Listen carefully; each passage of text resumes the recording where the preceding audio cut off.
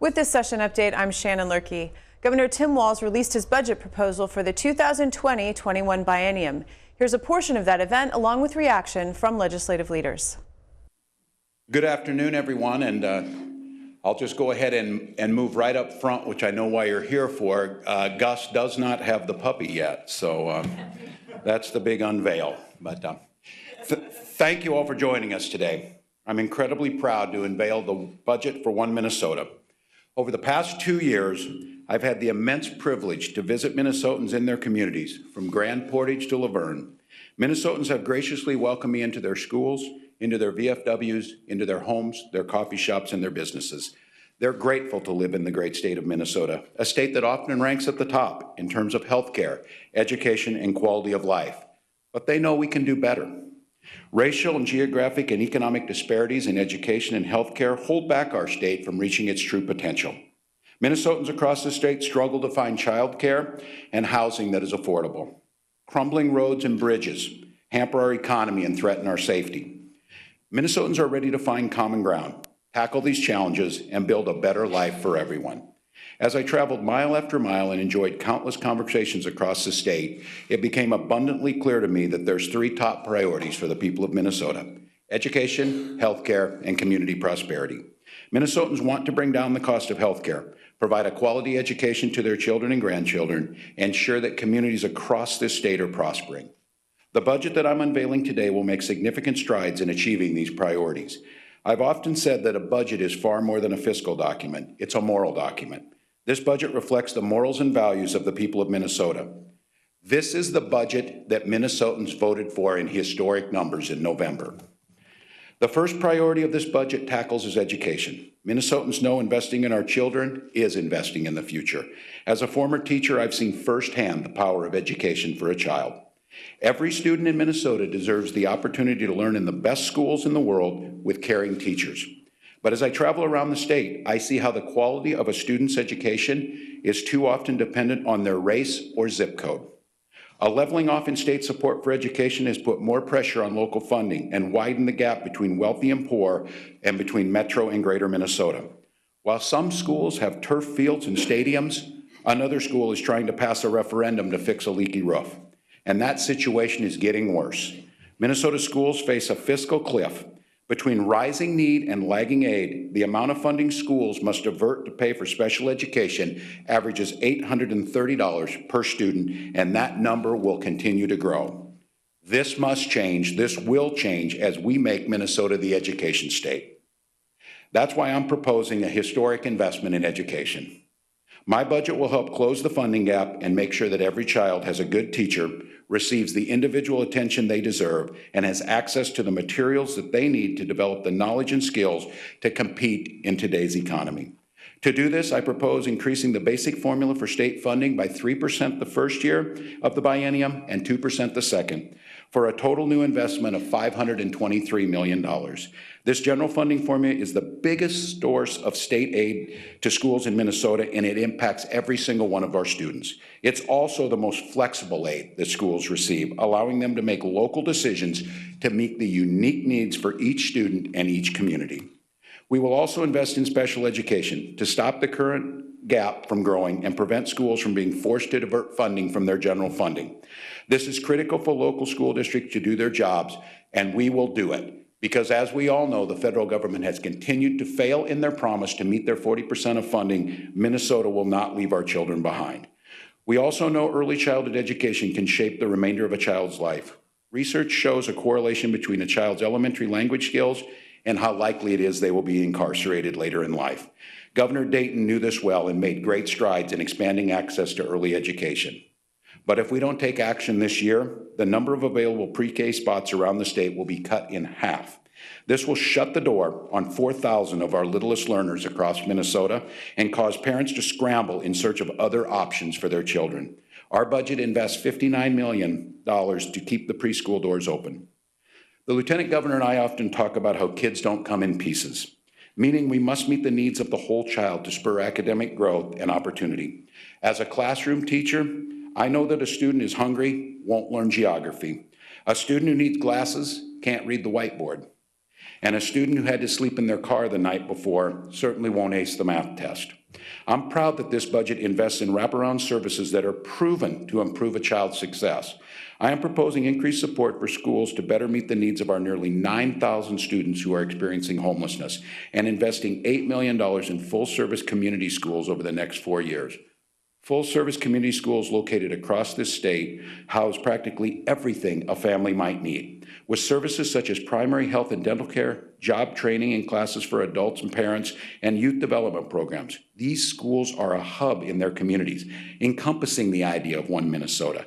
These schools are a welcoming place for new immigrants and a vibrant gathering place in greater Minnesota towns. We must tackle the racial and geographic opportunity gaps in education head-on. This is a moral issue, but it's also an economic one. Over the next decades, the majority of the workforce will be made up of people of color. Our budget invests in data-driven solutions to close the opportunity gap and ensures equity in education. We tackle these disparities on the front lines, providing training and assistance for teachers and administrators. Research shows that students are more likely to graduate if they have teachers who look like them in front of them. And so this budget doubles down on our commitment to recruit and retain teachers of color. American Indian tribal schools have been left wondering what the next year of funding will look like. The Buganagishiq School in Leech Lake garnered national attention for the wrong reasons in 2014. It was because of its dilapidated conditions. Students were still learning, but in cramped, damp, cold, leaky old pole building infested by rodents that was so cold they need to bring blankets from home. While the school has since been rebuilt, the report shined a light on the work we need to do and to ensure our native students in Minnesota receive the high quality of education they deserve. We must build on our progress, not go backward. Yet our tribal schools face an almost 50% cut in funding if we take no action this year. We cannot let that happen.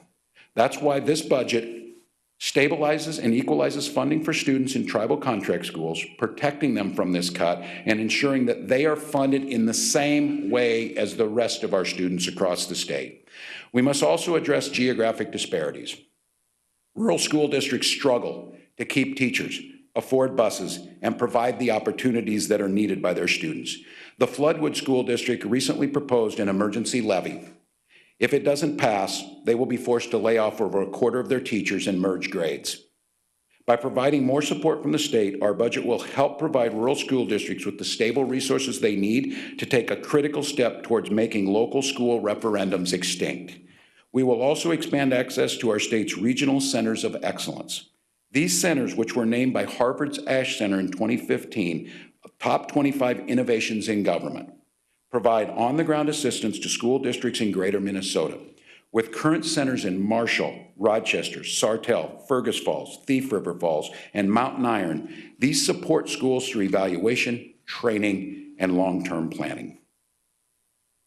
As we look to the future of our students, we must ensure they have the opportunity to pursue higher education or technical training to get a good paying job and support their families. In our globalized economy, it's difficult to provide for a family without some sort of post-secondary education or training program. For our state's growth, it's a necessity that we invest in our future workforce. The first thing our budget does is make higher education more affordable to more students across the state by increasing the state grant program, which provides financial aid for students from low-income, working, and middle-class families. This aid gives students the choice to pick the college or university that best fits their need. Our state relies on our higher education system to train our leaders, to build our companies, and help solve our world's most pressing problems. Our budget and bonding bill recommits our state's investments to Minnesota State and the University of Minnesota. By maximizing the life of facilities that serve students, faculty, and staff system-wide, the bonding bill will keep the state at the forefront of emerging knowledge and educate the leaders of tomorrow. We know that a four-year degree isn't the only way to a bright future, especially at a time when many companies struggle to find skilled workers. My budget invests in workforce training and development programs with a focus on manufacturing, technology, healthcare services, and agriculture. Supporting these proven programs will help prepare Minnesota's workforce to compete in a 21st century economy. The second priority of this budget and Minnesotans' priority is healthcare. What Minnesotans want out of healthcare is pretty simple. First of all, they don't want to get sick and have to use it. If they do get sick, they want to be able to have a price that they can pay and have a location close to home to get their care. For too many of our neighbors, this is not the case. Many Minnesotans do not have health coverage or struggle to afford the high premiums. Skyrocketing costs for care and prescription drugs keep Minnesotans from getting the care they need. Every Minnesotan deserves access to high-quality health care at a price they can afford. That's why I'm proposing a multi-pronged approach to expand access and keep down costs. My budget includes funding to extend low-cost coverage to thousands of farmers, small business owners, and entrepreneurs. It also provides Minnesotans with an additional health care option that encourages stability in the individual market and makes health care more affordable across all of Minnesota. We'll do it in 3 phases. First, we'll take immediate action by creating a subsidy program to reduce by 20% the monthly premiums for Minnesotans who receive their insurance through MNsure. This subsidy will be applied directly against a consumer's premiums. By cutting out the middleman, this program will give power back to consumers instead of health insurance companies when it comes to making healthcare decisions. Second, we will establish a state-based tax credit to help ensure Minnesotans on the individual market pay no more than roughly 10% of their income on healthcare. This will open up options for consumers, allowing them to purchase better plans that they don't have to be afraid to use. Finally, we will create a statewide public option known as OneCare Minnesota to increase access to comprehensive health coverage across the state. This buy-in option will offer a high-quality, affordable plan to Minnesotans with more services, lower deductibles, and lower copays than what is currently available within the individual market. When the market fails to offer enough choices for Minnesota families, Minnesota's public option will bridge the gap. My proposal will take action to bring down the cost of prescription drugs. No one should be forced to choose between filling a prescription and meeting the basic needs like rent, food, and other necessities. By leveraging the state's purchasing power, my budget lowers prescription drug prices, increases transparency, and ensures access to comprehensive drug coverage statewide. It also ensures that regardless of the coverage program, people have access to needed medications with more consistent choices, less disruptions, more transparency, and less burden for healthcare providers. My budget recognizes that dental care is essential to overall health. Access to dental care remains a major problem, especially for people living in greater Minnesota. Many Minnesotans haven't been able to see a dentist in years because they don't have dental coverage, can't get in to see a provider, or must travel long distances to receive care. My proposal creates a simpler, more efficient, and equitable model for purchasing dental benefits by establishing a common administrative structure across state health coverage programs. This streamlined structure for dental benefits will help dentists serve all patients in their community, improving access and experiences to dental care for Minnesotans. The third priority that countless Minnesotans talked to us about was the idea of community prosperity. This last year, I had the opportunity to crisscross our state, visiting hundreds of communities and thousands of conversations. What became abundantly clear is that prosperity and opportunity for all people in all parts of the state stems from the well-being of their community. And while communities may look different, most share the same goals and face the same challenges. Right now, whether from urban north side of Minneapolis or the rural town of Fairmont, many families struggle to find childcare for their children, secure housing that's affordable, or even just make ends meet. The Minnesotans hit hardest by these realities are communities of color and Native American communities across the state, and people living in towns in greater Minnesota. We must double down in our efforts to support these communities, ensure racial and geographic equity in everything we do. This budget puts forward the single greatest investment in greater Minnesota in the state's history and invests in some of the most meaningful state initiatives to lift up communities of color that has ever been proposed. We must ensure communities across Minnesota aren't just surviving, but they are thriving. Having a safe place for your child to go while you're at work is vital to your livelihood and the economy of this state. Yet many Minnesotans' families can't find affordable childcare or drive far distances to do so. We are investing nearly $44 million to expand access to the Child Care Assistance Program, raise rates paid to providers, and improve stability for children in these programs. This is a proven two-generation strategy that invests in children and promotes economic stability for their family. We'll also provide grants to communities facing a lack of affordable child care across the state, particularly in greater Minnesota. These grants will increase the supply of quality childcare to reduce regional childcare shortages, support increased workforce participation, and encourage business expansions into these areas. We are investing more than $60 million as a set-aside to fund a new program that the legislature is working on to provide access to paid family and medical leave for most Minnesotans. The Lieutenant Governor likes this part of the budget. But she's right, because whether it's the arrival of a new child, caring for a loved one, or recovering from a serious illness, Minnesotans should be able to care for themselves and their families without facing bankruptcy. Our administration is confident that this is an issue where legislators can find common ground and provide relief for Minnesota families and increase our competitiveness with the business community. Our homes are the foundation of our flourishing communities. They fuel the engine of our economy. Yet the affordability of homes in Minnesota has been declining for years as rising costs for homes, transportation, healthcare, education, and other basic goods are outpacing income. Through the budget and the bonding bill, I am investing over $170 million to increase access to housing that is affordable to Minnesotans. It is foundational to their education. It is foundational to community prosperity. It is foundational to their, to their health. This will improve housing stability, increase rates of home ownership in households of color, and increase the supply of workforce housing in greater Minnesota and provide loans to help seniors who wish to stay in their homes. As a continuation of my work in Congress, this budget strengthens critical services directly to veterans with the goal of becoming the fourth state in the nation to eliminate veterans' homelessness. We also know too many hardworking families in our state struggle to make ends meet. This is not made any easier by the fact that the cash grant offered to families through our Minnesota Family Investment Program, MFIP, has not been increased since 1986. I propose increasing the Minnesota Family Investment Program cash grant by $100 per month. This critical program invests in our most vulnerable children and families. Research shows that when we increase family income, we improve dramatically children's outcomes. In our effort to ensure communities in greater Minnesota are thriving, I'm increasing the amount of state aid to cities and counties across Minnesota through LGA and CPA. By reinstating funding for this critical aid, our budget will help local government make investments in public safety, streets, bridges, libraries, parks, and housing. And it will also help lower the pressure on local property taxes, which have recently seen significant increases. It will empower local leaders with the tools they need to succeed.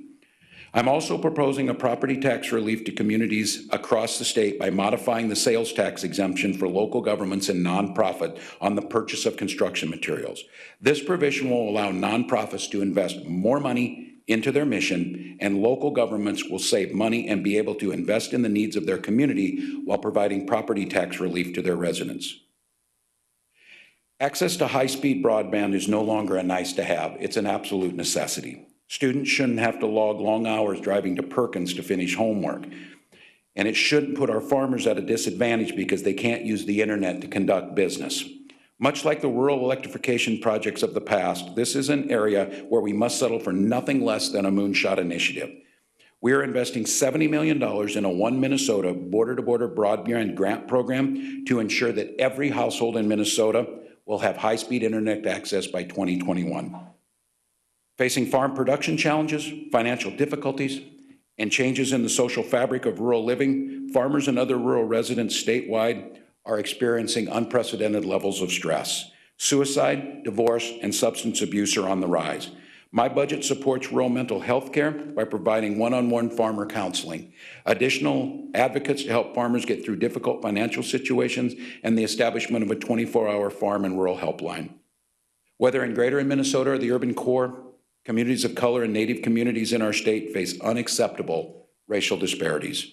Our budget takes meaningful action to address these disparities and ensure that every Minnesotan has the opportunity to build a better life for their family. For too long, organizations who are from and serve communities of color and Native American communities have been underfunded. Each community is unique and requires a different solution to move them forward. This innovation will come from the creativity, the knowledge, and the passion of the community, rather than a one-size-fits-all cookie-cutter approach. Across the board, our budget invests in programs that are based on the idea that the best solutions come from within the communities served. That is why our budget creates Community Solution Fund to provide grants to tribal and community partners aimed at reducing racial disparities in children's health and development. It also invests in state councils that ensure communities of color in Minnesota have a seat at the policy-making table. Our state councils, like the Minnesota Council on Latino Affairs, the Council of Asian Pacific Minnesotans, the Council of Minnesotans of African Heritage, and the Disability Council, advise the government on matters of interest to the populations who live in Minnesota. Folks who work directly with communities know best what communities need. These councils are a bridge of communication and collaboration for Minnesotans between the government, the private sector, and the nonprofits. As Minnesota's demographics continue to change, it's important for growing and new communities to have a formal opportunity to voice their experiences. Our budget invests in these councils so they can fully operate and communicate with their constituencies to help us truly build one Minnesota. We're proposing a transformational path for the Department of Human Rights. By opening 4 new regional offices throughout Greater Minnesota, we will promote diversity, inclusion, and racial equity in every corner of the state and in every program that we enact. As the Lieutenant Governor has previewed recently, Indian country is represented in our budget. Our proposal includes funding for a missing and murdered Indigenous women's task force, for traditional healers to provide culturally relevant treatment for opioid addiction, and for increased funding for programs that support incarcerated parents.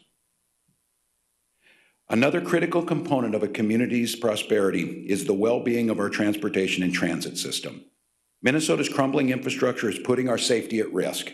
A recent independent report found that there are over 1,000 Minnesota bridges and hundreds of miles of roads that are in poor condition.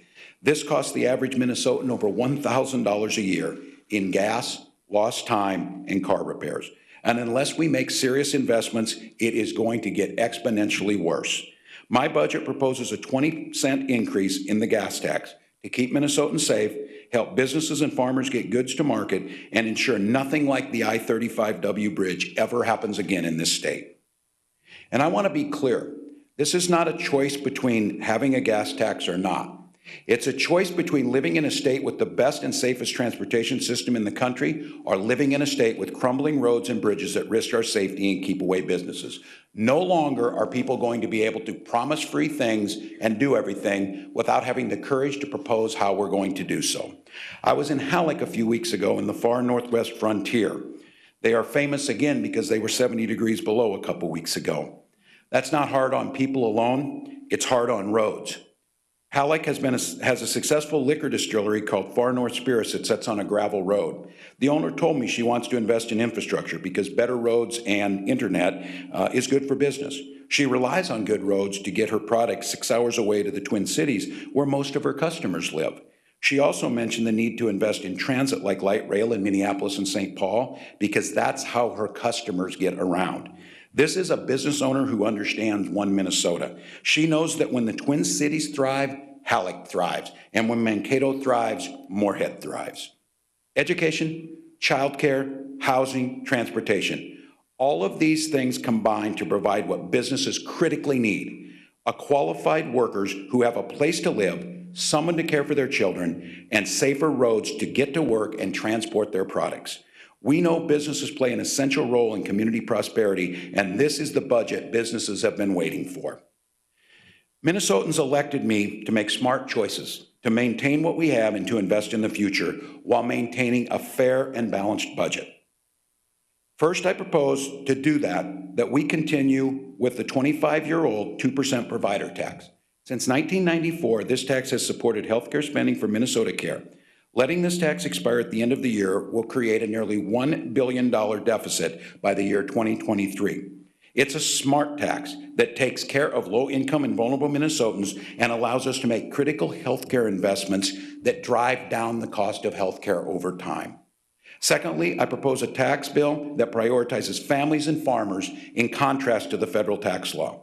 While we're going to conform the federal tax law to reduce complications for businesses, we're also going to protect Minnesotans by keeping our deductions and exemptions that help families.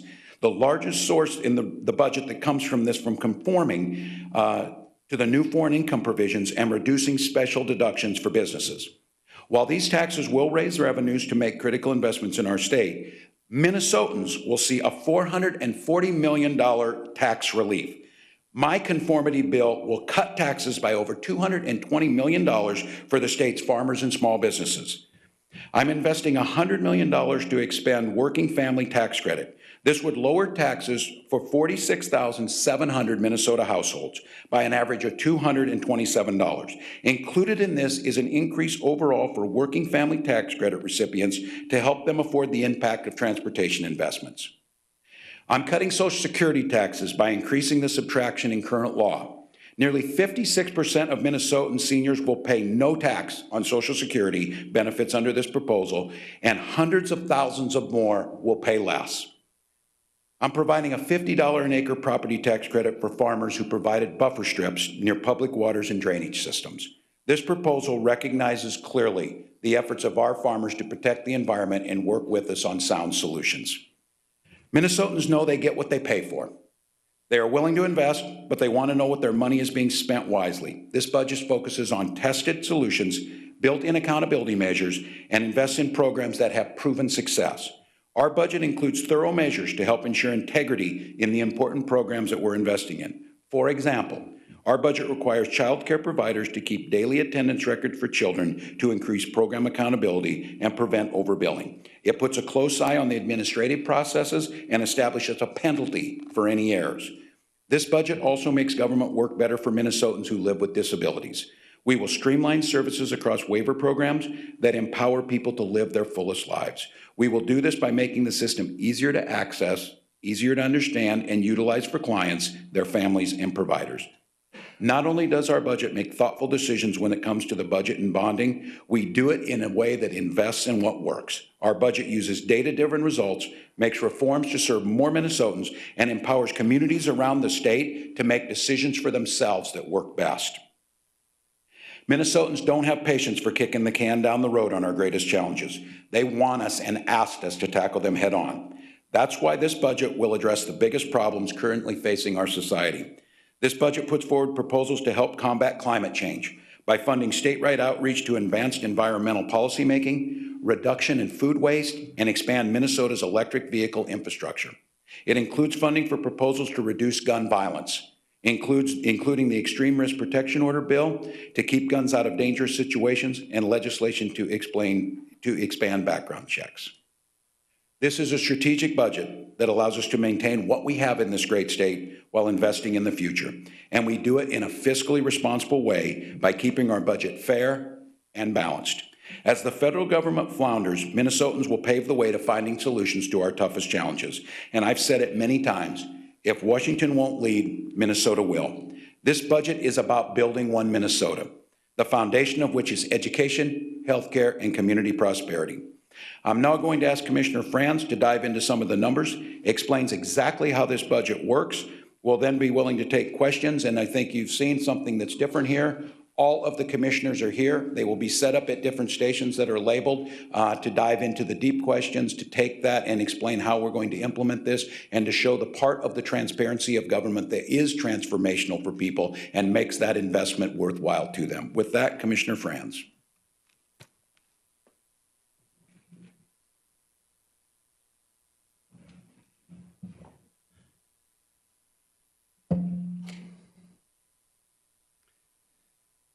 Today's budget proposal is based on our November forecast, which will be updated in 9 days from today on February 28. As required by law, we have a balanced budget that ends on June 30. We have forecasted a $1.5 billion balance for the next biennium 20 and 21. We have a $2.4 billion rainy day fund. We have a AAA credit rating and a modest state debt when compared to other states. The rating agencies restored Minnesota's AAA bond rating because we restored our reserves. We improved our financial performance, and we solved structural problems with smart policies, such as having an automatic budget reserve. A fiscally sound budget is our starting point today. Now I will describe how we improve education, healthcare, and community prosperity while we continue to govern in a fiscally responsible manner. This includes new investments, new revenue proposals, and capital investments in our bonding bill. First, to achieve One Minnesota, our budget proposes a little over $2 billion in new general fund investments. We are able to effect the greatest change for the most people by making strategic investments to the general fund while also protecting the Healthcare Access Fund and providing dedicated funding for transportation and transit projects. Of the new general fund spending, about $1.3 billion is for investments in the key areas of education, healthcare, and community prosperity. The remaining $700 million is for other investments such as funding for vulnerable adults, safety in our prisons, and long-term care for seniors and people with disabilities. The budget raises $1.9 billion by 22-23 in dedicated revenue for fixing roads and bridges for safe traveling and building a transit system that gets people where they need to go. Lastly, this budget protects $244 million in funding for the healthcare with the Healthcare Access Fund. As the governor mentioned, a key area is the budget in education, a historic $733 million increase in E-12 education. Majority, as he mentioned, is the 3% increase to the general fund education formula in 2020 and another 2% increase in 2021. But as you can see from the slide, we make other strategic investments to make sure that the 3% and the 2% go the full distance. Another part is making colleges and universities more affordable and accessible by providing an additional $68 million in financial aid and programming for the Office of Higher Education.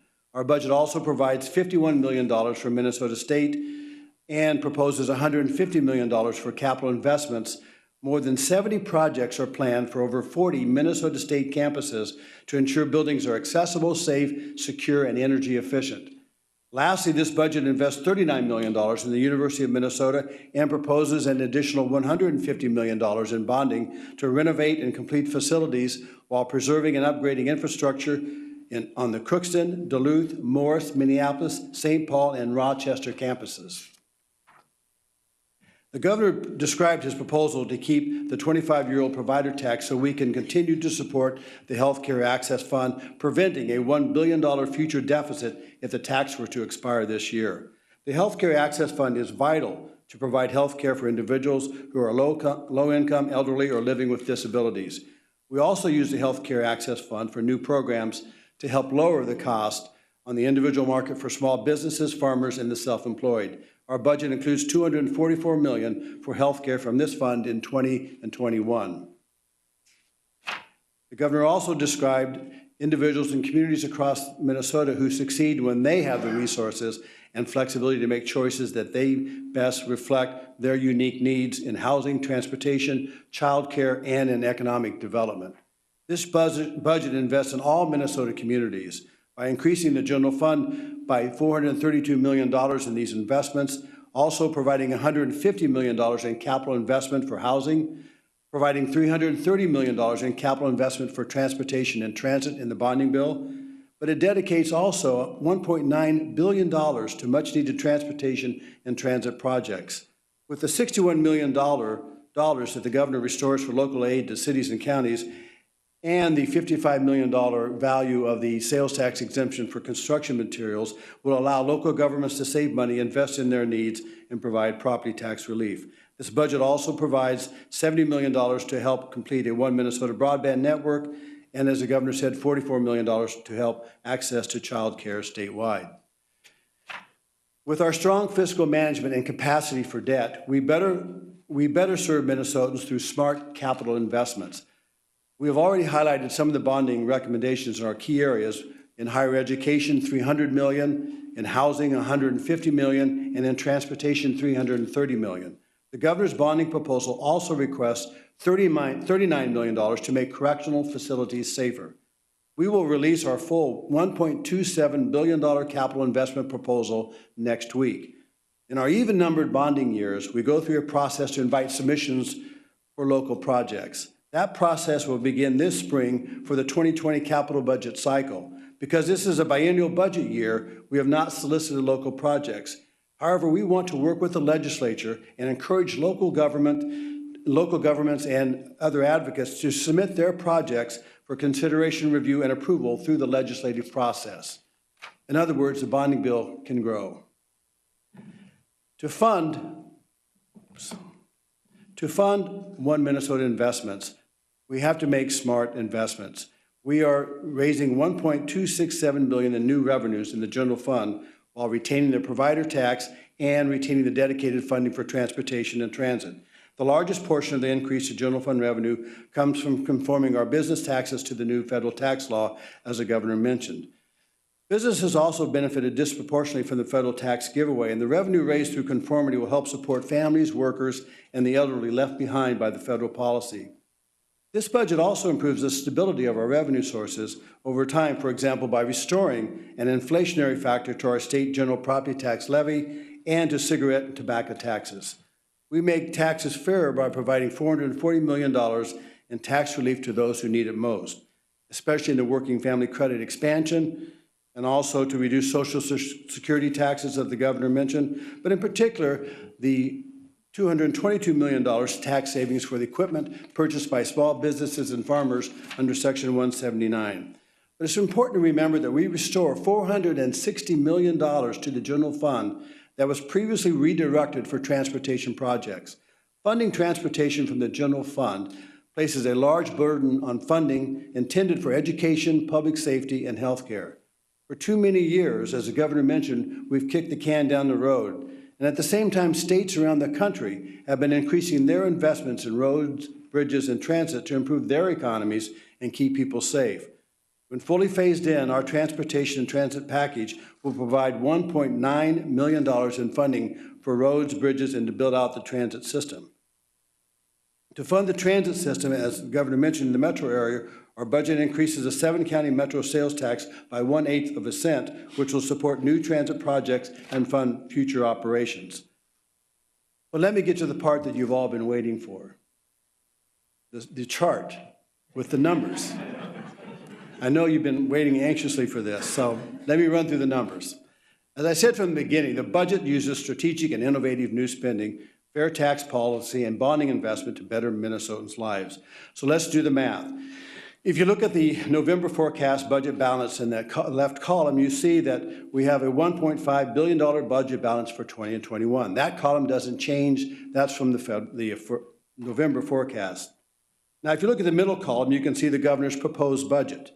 Beginning balance at the top is changing slightly because we've added for some projects for funding this particular session, such as MNsure's improvement and the disaster contingency account.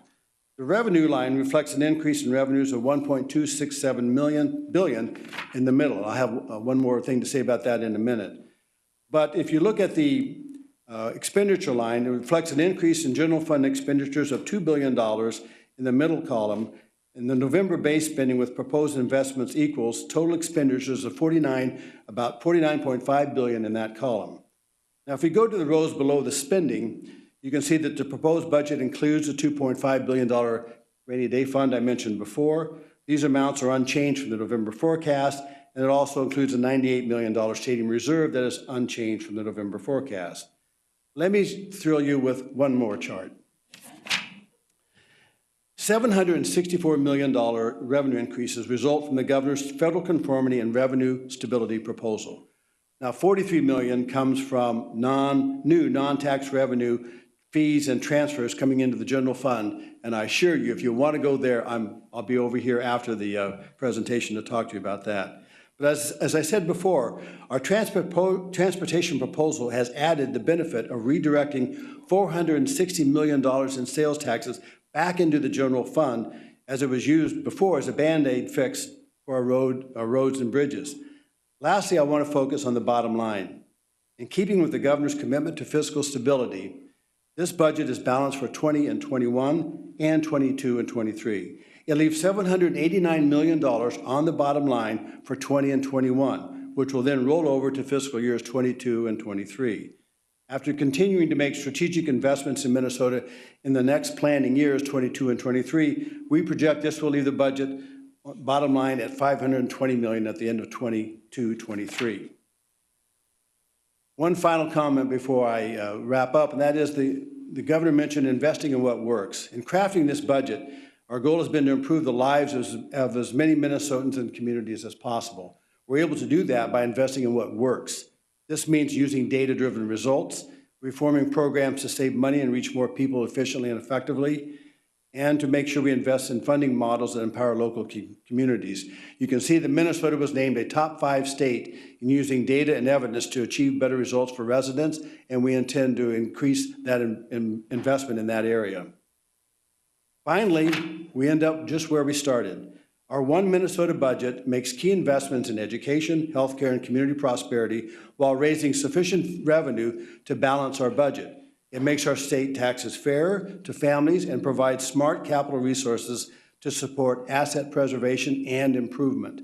We do a lot in our budget, but we stay true to our governing principles of sound fiscal management.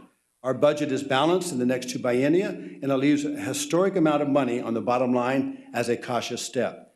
So we're back where we started. We began with a fiscally responsible budget, and we end with one. We will continue to have a balanced budget with a $2.4 billion rainy day fund, a AAA bond rating, and a well-managed state debt for our bonding package. Thank you.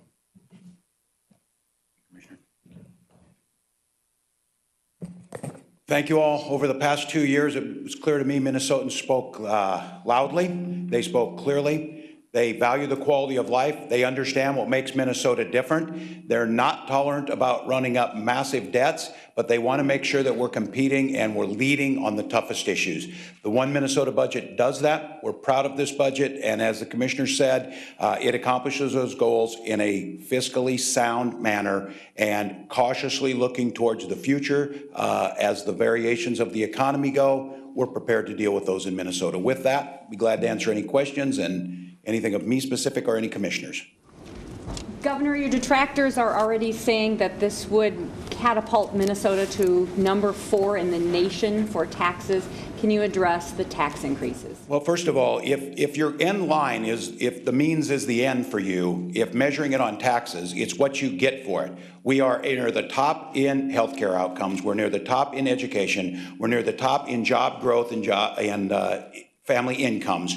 All of those things come out of this. And so what we're making very clear about this is the federal tax bill did nothing for the middle class. It did nothing for working families. It did nothing for farmers. And what we're proposing is a state that is invested in the things that matter: education, healthcare, and community prosperity. And we will get the outcomes that will bring growth and bring people to Minnesota. That is why we have looked different. That is why we don't have the massive debts and the outflow of people, that even in a cold climate that gets to 70 below, we are the one state in the upper Midwest that has an influx of people coming in, because we have quality schools, we have caring communities, and we have opportunities. Governor, the gas tax increase starts at 20 cents, but then it's indexed to inflation after 2 years.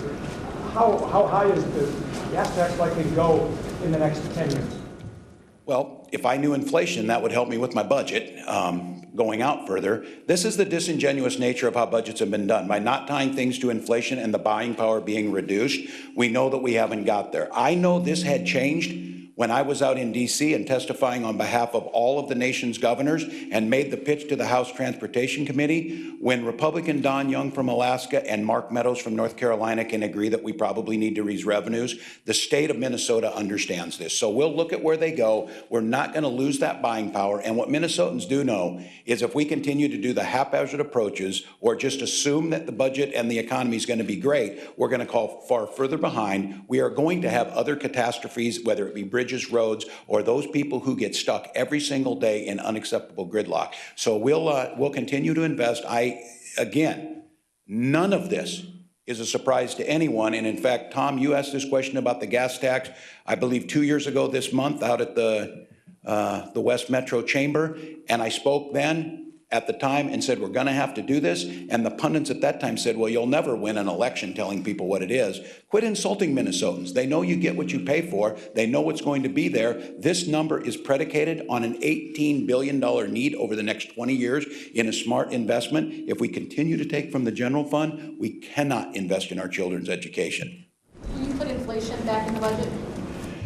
We're working on it on pieces. This is one of those that my goal is that eventually we will try and make sure that inflationary costs go back in it. It's just ingenuous to talk to people that we have about a 2% increase every year on inflationary costs, which means we have less buying power and less results. We certainly agree with everyone, try and find the most efficiencies we can, but this is basic economics. I often hear this, well, I don't think it's a perfect analogy by any means that government should budget like family budgets. I take inflation into account in my family's budget. I take those costs in, and you have to understand if they're not there, it's what's happened to us in education, it's what's happened to us in transportation. Our buying powers are so significantly reduced that the backlog continues to grow. So our goal is to start gaining back and clawing back honest, fair budgeting principles that take into account basic economics. Inflation is real. Governor, what's included in your Safe Prisons package? Is there a finite number of corrections officers that you intend to add to the? Yes, thank you for the question. The question was on corrections officers. First and foremost, to be clear, my responsibility as governor is the protections of the citizens of Minnesota. That means making sure people are safe in their communities. It makes sure that those corrections officers are safe in the job that they do for Minnesotans. It also means that those inmates who are under our supervision and care remain safe too. So we look at this holistically. Obviously, our goal in the long run is by investing in education and early childhood and interventions that make a difference, is that someday I would like to put the Department of Corrections out of business. No offense there, Commissioner Snell, but I think you share this, that reduction in people who are in prisons increases everything else in that. With that being said, we're listening to the folks who are out there. We have 90 positions to fill. We're proposing funding in this budget for 125 additional positions for 215 total.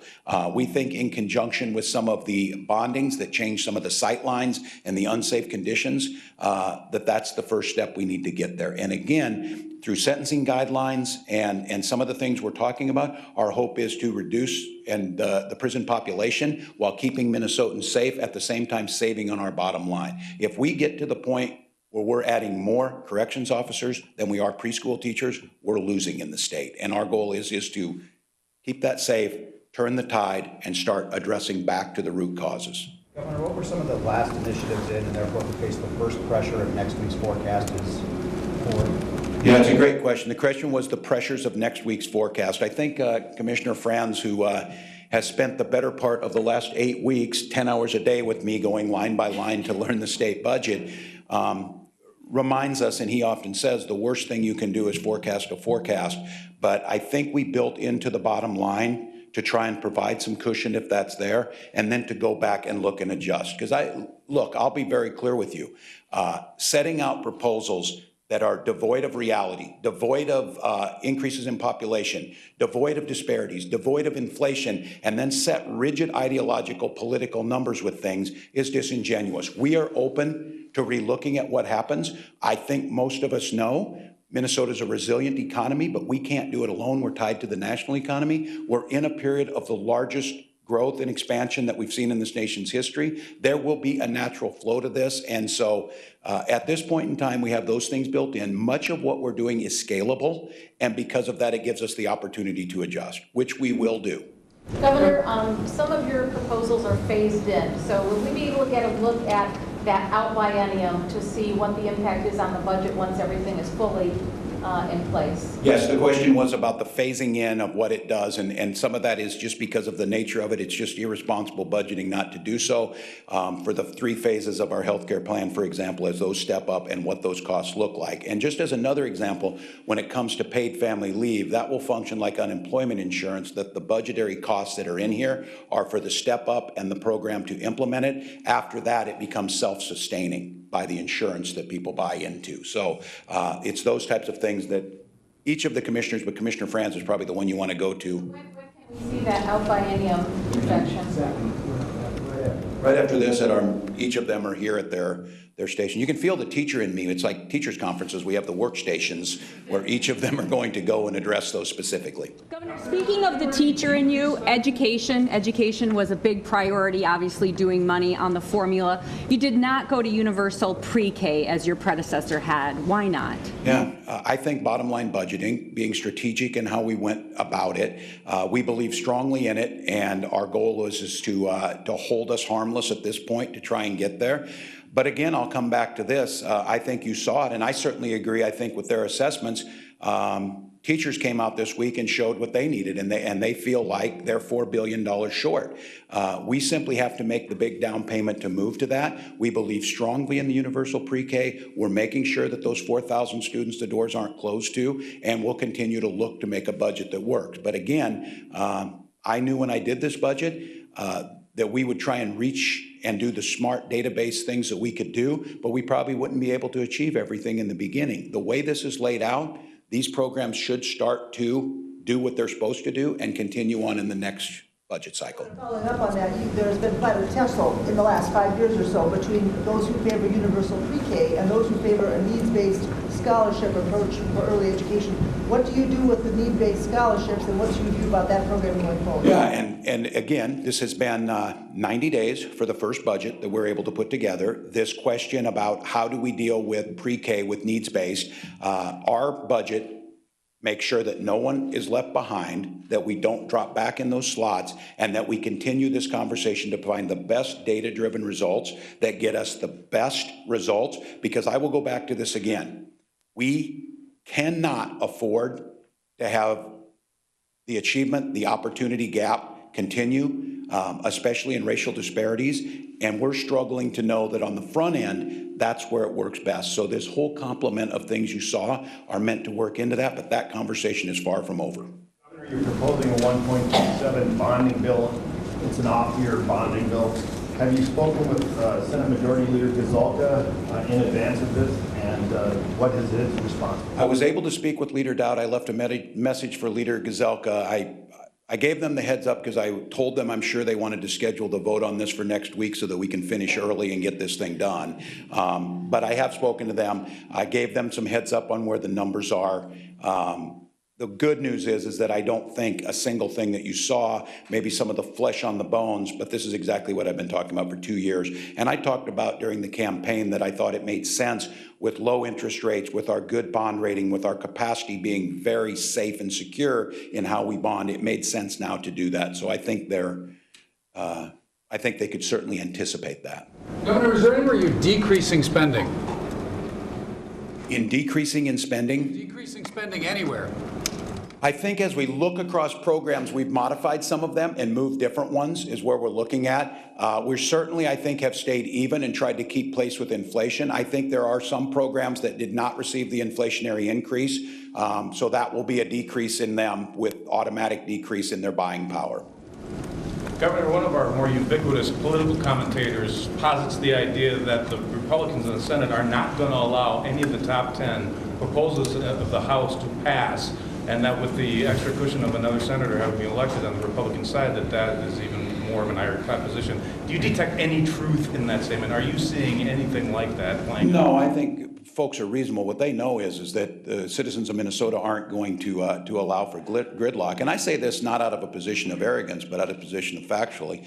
I received 25% more votes than anybody in the history of the state who ran for governor. And every single thing I said here, I ran for governor talking about raising the gas tax. I talked about historic investments in education, and I talked about balancing out how we did conformity to benefit working class people. So I think that there's reasonable folks over there. We will have, I think, spirited discussions, but I am absolutely certain when they go back home and they talk to their schools and they talk to their businesses and they, I'll hold this next press conference out on 94 at 5 o'clock in the afternoon and invite them to come with me.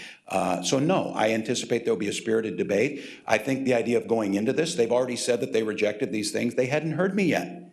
They hadn't heard what we were proposing on this. So I think the assumption would be there is when we reach compromises, and I recognize I will compromise, I'm more than willing to do that, but not on the priorities that Minnesota asked for. And then we will do that. But if there's a choice, we've seen this. You can function like DC. You can shut everything down. I'm pretty certain they don't want me to function like the executive is functioning right now and just move money on my own to fund things. So I think they will come to the table, have a spirited debate, and we'll reach a compromise, and we will invest in a Minnesota that works for everyone. Governor, what would you say your big idea or your signature policy is that you'd want to be remembered for in this first budget?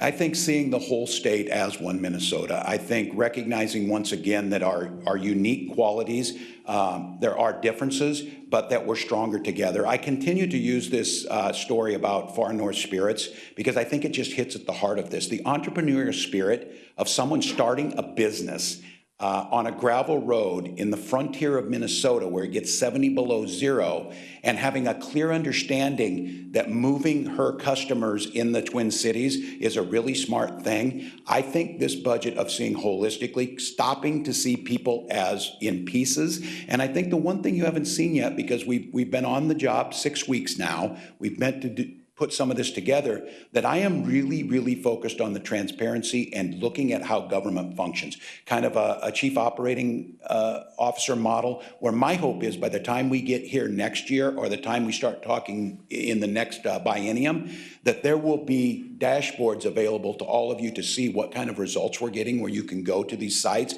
You can start to see the return on the ROI that we're getting. I think the transformational piece of this is you're seeing someone stand in front of you who was elected with those historic numbers, who is being honest about budgeting, who is talking about investing and not kicking the can down the road. Again, do I wish I didn't have to deal with the provider tax? Well, yeah, maybe, but people did it. They let it sunset. They cut a deal a couple years ago and said, we'll worry about it then. I'm not going to do that. Well, we're going to get roads. Again, no, you kept telling us there's enough money to get roads. Highway 14 is not done. My neighbor, Charlie Inman, died on that, and you can talk to anybody in southern Minnesota. They got a friend or a relative who's died on that damn road, and it has to stop. And to keep rating from the general fund will not work. So I think what I'd like to be remembered by, he told us and he listened to us. He's willing to invest and be honest about this. There's a fairness to this, and we want to have the capacity to hold him accountable for what we get in results, and I'm more than willing to do that. Folks, we have time for one more question. Governor, on paid family leave, the legislative proposal for paid family leave suggests funding that moving forward through an additional payroll tax or contribution from employers and employees. Is that something you support for funding that moving forward, and how many weeks are you proposing? We do, and paid family leave, let me be clear, this is what makes us competitive.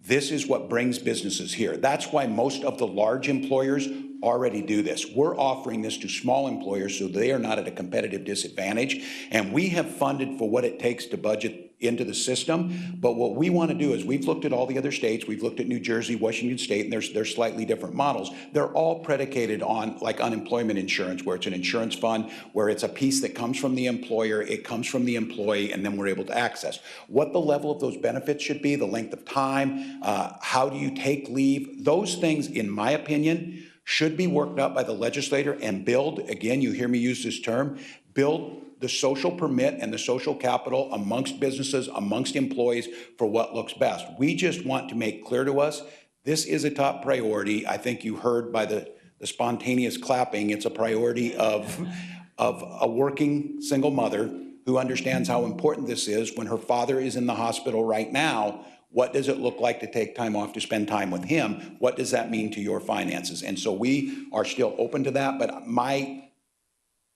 expectation is that it will model a UI type of program, and the level of that will be dependent on what the legislator comes with. With that, our commissioners are available to you. They'll be glad to answer all of the in-depth questions. We're grateful you're here, and certainly proud of a budget for one Minnesota that is going to invest in those things we care about: education, healthcare, and community prosperity. Thank you.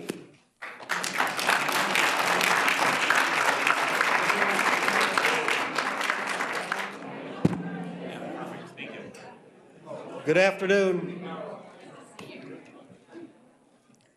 As is customary, we want to give you the other response immediately. Not meant, Commissioner Franz, to shoot you away, but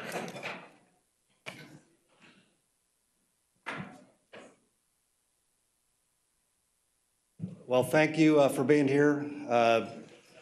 I just had a 30 minutes or so to look over the material, so some of my statements will be broad. In the end, this is where it becomes real. The governor puts out his budget, we get the February forecast, and then we continue to move forward to the end. I know the governor mentioned being on the campaign trail, and this is what the people wanted. First of all, I don't think that's true. Otherwise, when we won the special election recently by significant numbers, now they want what we want.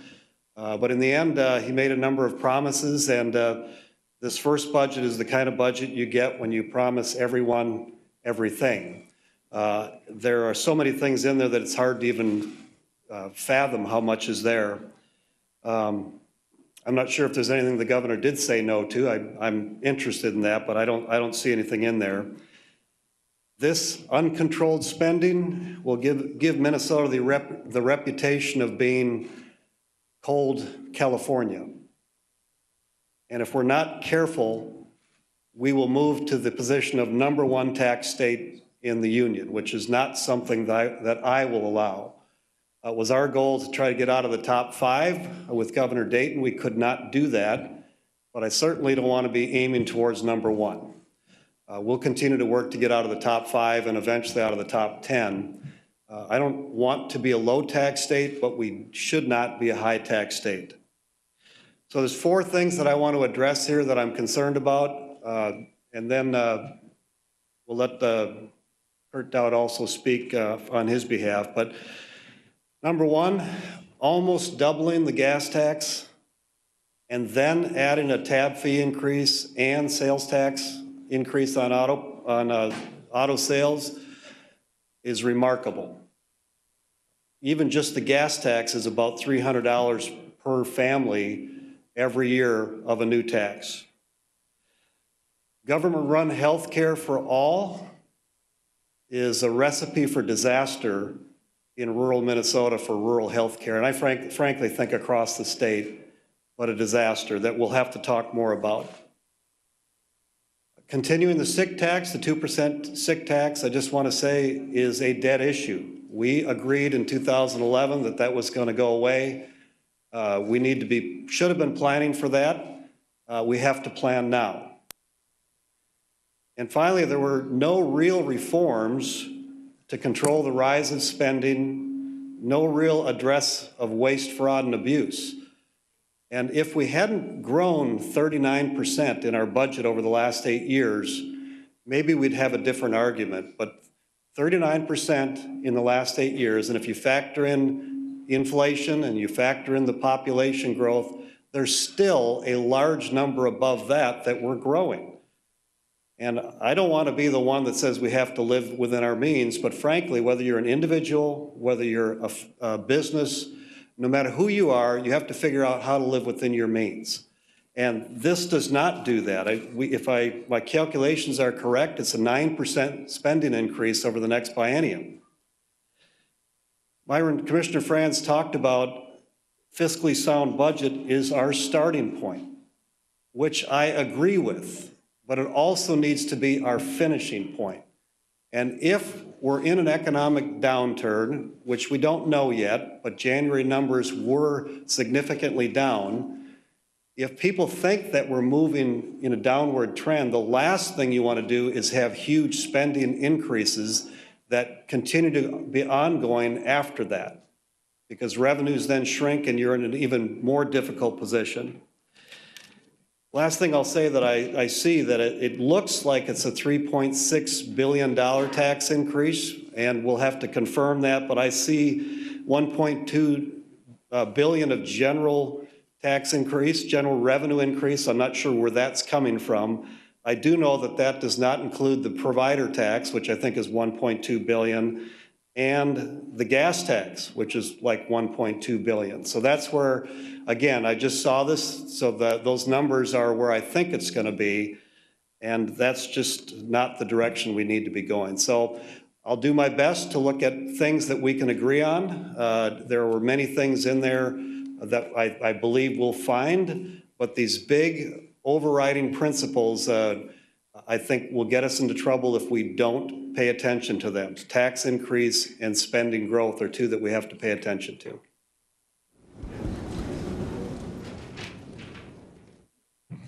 All right, good afternoon. I literally have just been absorbing what the budget was as I'm sitting here. So some of it, my jaw was hitting the floor as I was hearing some of the things that I was hearing. I think I'm reminded a bit of the fact that Governor Dayton proposed a similar tax increase back in 2011, $3 billion. The difference between 2011 and now is that in 2011 we have a $5 billion deficit, and right now we have a $1.5 billion surplus. So I'm interested in why we think we have to raise taxes on Minnesotans when we're already collecting more than we need. This will make Minnesota absolutely uncompetitive. This is not one Minnesota. This is one expensive Minnesota. And I think that, you know, you saw the editorials over the weekend. You see what's happening in New York State. We are going to tax people out of this state. I remember for years Governor Dayton saying we didn't want to be an outlier. This will make us, I mean, we already are an outlier. This will make us far more of an outlier. And we're seeing what's happening in other high tax states right now. So, you know, putting $3.6 billion of additional tax burden onto Minnesota families right now is not the move that we should be taking. That will turn our economy around and definitely send us into a deficit. There's no question that we would be headed for deficit under this plan. So those are just some quick thoughts. Gas tax, you know, I can see why the governor is proposing a gas tax, because he's taking the money that we put into roads and bridges over the last 2 years and using it for other things. So the governor's not raising gas tax to put money into roads and bridges here. He's actually raising the gas tax to put money into the general fund. That's the mechanics of what's happening in his budget. The good news is I think everybody wants to fund roads and bridges. We agree with that. We want to put more money into roads and bridges. Now let's talk about how to do that in a way that's sustainable. The gas tax is the problem. There are declining revenues in the gas tax projected into the future.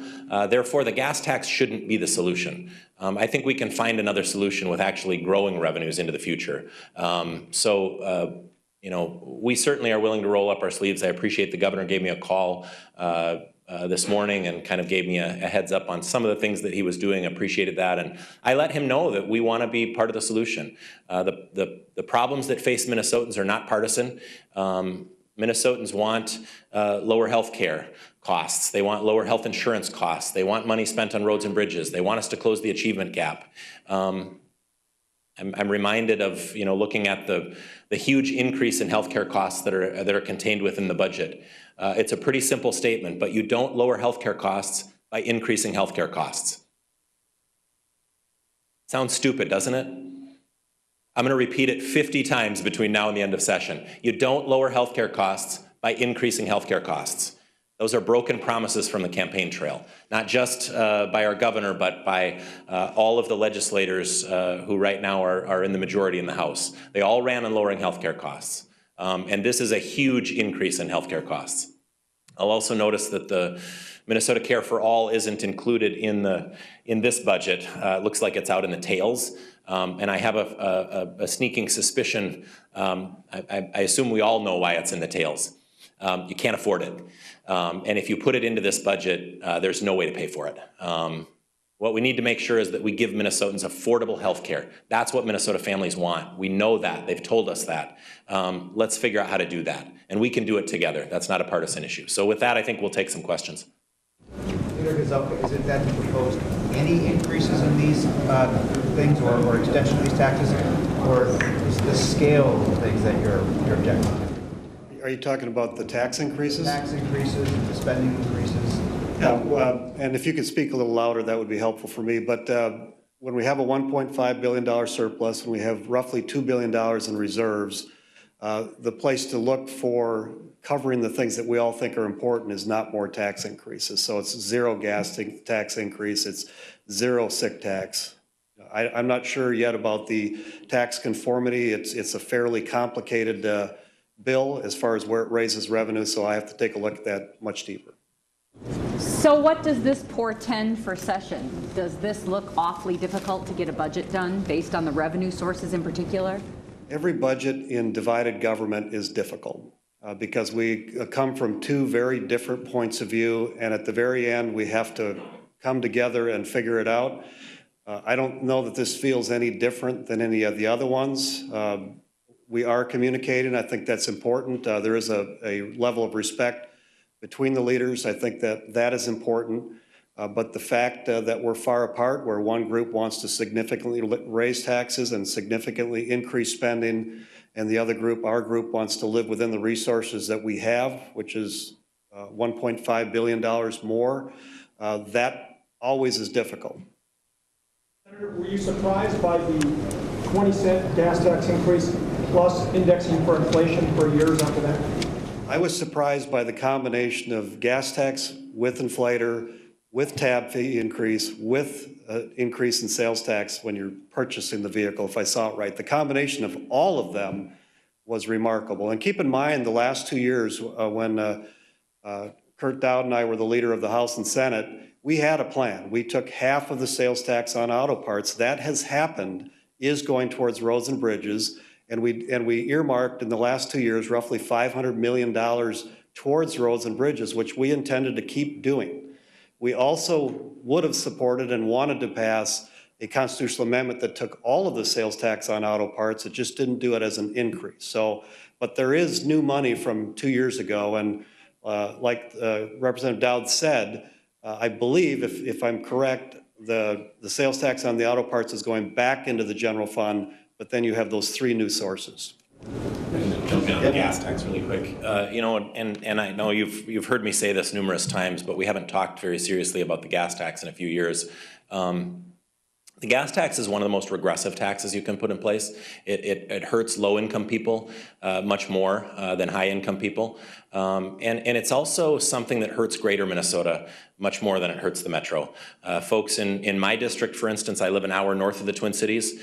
Most of the people in my district commute into the North Metro, and they spend a large amount of money on gas as part of their normal budget. And I remember a time when the housing market downturn and the economic downturn of 2008, there was a time period where we went from having $2 a gallon gas to $4 a gallon gas. And that, coupled with the economic downturn, meant that people in my district lost their homes because of the price of gasoline. So there are a large number of people in this state that are very sensitive, and that's why, you know, people want roads and bridges funded, and I think we can roll up our sleeves and figure out how to fund roads and bridges, but I think we can do that in a way that doesn't hurt low-income Minnesotans. It doesn't hurt folks out in greater Minnesota, and I think we need to look for those solutions. I think Minnesotans expect us to do that. We talked about this on the campaign trail for 2 years. He says accurately, voters knew what he was saying. He got more votes than any other governor elected in Minnesota history. So what's the surprise here? I mean, people want this, don't they? I don't know that there's any surprise, but when you poll Minnesotans on do you want money invested in our road and bridge infrastructure, it polls in the 70% plus range. But when you ask them, do you want the gas tax increased, it polls in what, the 30% range? The reality is Minnesotans don't want to pay more. They know that we have a surplus in our budget right now, and they know that roads and bridges is a core function of state government. So it's a disconnect when we think we can't take money that they already gave us too much and use that for something that is a basic core function of state government. I think there's just a disconnect there. I think, in fact, the voters or Minnesotans do support a gas tax hike by 6 out of 10 Minnesotans, according to the campaign polls. Well, you put a poll in the field on a 20-cent per gallon gas tax, and let's see what the results show. I think you're going to see that Minnesotans are going to say, wow, that's an extreme approach to solving a problem. And you also have to raise a gas tax that high when you're taking money that we have already in the last 2 years put into road and bridge infrastructure and taking that out to spend on other things. So he's backfilling. That's why I say this gas tax money isn't even for roads and bridges. It's for waste, fraud, and abuse at DHS that people refuse to go and look for. We can do better with the tax dollars that are already entrusted to us, but this gas tax isn't for roads and bridges. It's for backfilling into the general fund. Well, yeah, I'll just briefly address that. If that's true, then it's also true that they've changed their mind because Senator Jason Rarick said he would not support a gas tax and won overwhelmingly up in District 11. So, but I don't think it's a lot different than the entire state. Yeah, I'm aware. I'm just saying that I think if you poll all 3 of those funds that the governor wants to raise, I think you're going to have a large portion that do not support that. Majority Leader, if you look over your left shoulder at the graphic that's displayed right above you, you can see that the bonding bill is referenced at the bottom. What's your reception to the idea of a 1.27 off-year bonding bill? It's not going to happen. I can tell you we're open to the system that we've had in place, which is a significantly smaller bonding bill in the budget year, and open to a bigger bonding bill in the non-budget year. That's typically how it's been. So that's where I'm at. So how much has the political ground shifted with the election of Senator Rarick? You heard my question earlier about this idea that the top 10 proposals in the House have no chance in the Senate at this point. Is there any truth to that? And do you see any of them that you would favor at this point? Well, right now we're focusing on what we want to do in the Senate. I couldn't even name the top 10 that the House has, but we're going to look at every issue. We're committed to taking a look at every single issue. We'll just have to see how the two chairs of each of the areas come together and what they can agree on. But our focus right now is on the Senate's agenda, which was reducing the cost of health care, dealing with child care, mental health issues, waste, fraud, and abuse, and tax conformity without raising taxes. That's what we're presenting forward.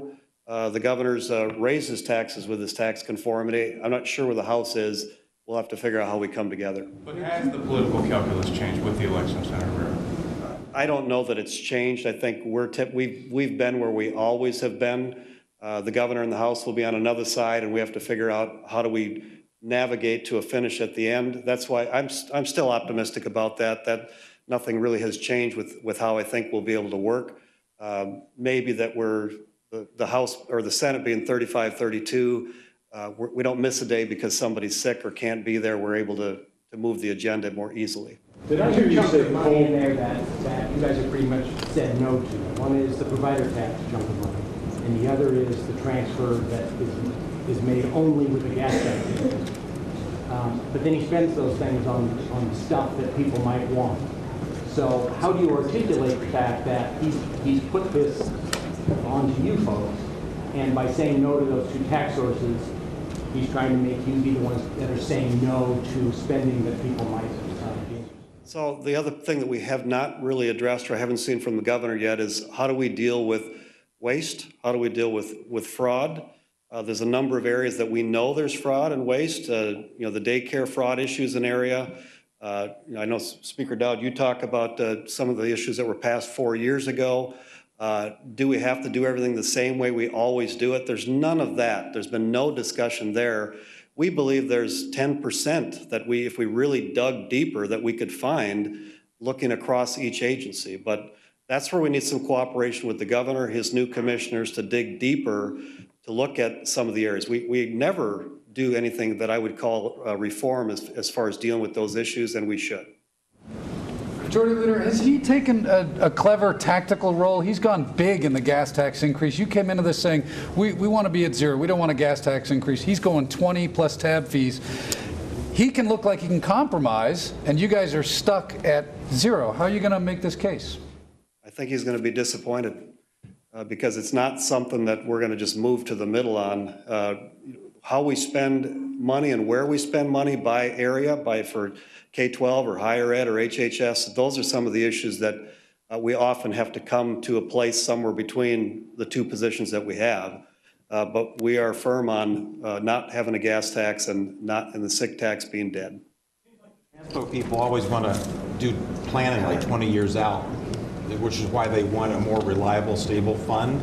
And it seems like general fund money is really subject to the economy and the whims of what happens with the national economy. Yeah, and we said last year we almost were able to do a constitutional amendment that put it before the people that all of the sales tax on auto parts went to roads and bridges. I'm still in that position. The child care money? There were. I have my book back there that I circled some things I thought, okay, here's something we can agree on. But I really wanted to lay out the bigger pieces where we're far apart to figure out how we get together. I mean, the issue of broadband, for example, local government aid, I think, is an area that we often talk about, particularly in rural Minnesota. So there's a number of areas that we're going to find some agreement, but the spending pieces are very far apart at this point. What's your reaction to the proposals in K-12 education, which is the single largest budget area in the state? So all of us agree that education funding is very important. What I want to know is are there areas that we are innovating? For example, racial disparity, particularly inner city, is very far apart. We've been talking about opportunity scholarships, which isn't a very expensive thing, but allows inner city kids to take different directions than the school that they're in. So I'm looking for what are the areas that we're innovating, not just more money. Glad he backed off on universal pre-K Is that one he backed off on? versus Dayton. He can propose whatever he wants. In the end, we got to figure out, where we're gonna aim to at the end. So that's his call. All right, thank you.